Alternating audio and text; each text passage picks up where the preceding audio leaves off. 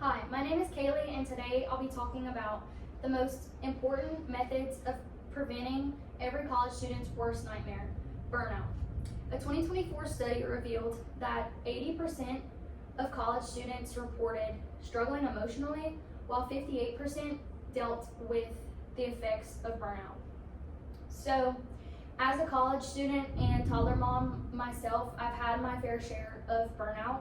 And this means that prior to learning these steps, my idea of self-care was crying in the bathtub and calling it good time management. So by the end of this presentation, you will know why students are more susceptible to burnout and why it poses a risk to their success post-grad.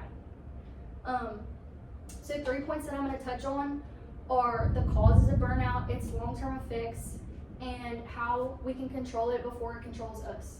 So burnout looks different in everyone, but getting to the root cause is where we can get closer to what really matters, and that is the long-awaited diploma. So a journal article by Lang and others suggests that cynicism rather than exhaustion plays a really big role in burnout. And the root of the issue is with emotional detachment, and that makes it harder for us to feel motivated enough to succeed in our classes. So what happens with that is, especially after the pandemic, there was an uptick in stress, and this was mostly in students where they were living by themselves for the first time post-COVID.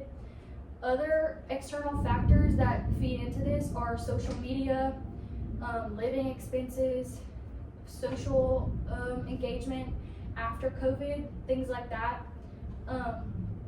And so it's really important for us to face these issues head on so that they don't carry on with us when we're going into the workplace. So one source from the Mayo Clinic suggests that job burnout is caused by a lack of control, work-life imbalance, and then extreme work expectations. And so long-term, that's gonna increase the chances of things like stress-induced heart disease, high blood pressure, and also type 2 diabetes. And it can put you into a depressive state if it's neglected. So I think from all of the things that I learned, the best puzzle piece to solving burnout is with the pause method. So P stands for prioritize tasks. So this could be organizing your thoughts with some kind of planner, asking for support. The Campus Safety magazine reported that only 14% of students went to their counselors for help. So this is just a reminder that if you are struggling and you're away from your loved ones in any way, that there are options for students in need. And then U stands for unplug.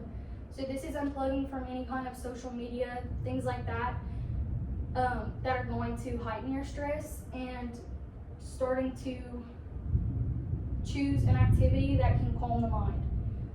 S is for sleep and self-care. So these not only sustain life, but it's really helpful if you have a very rigorous class schedule.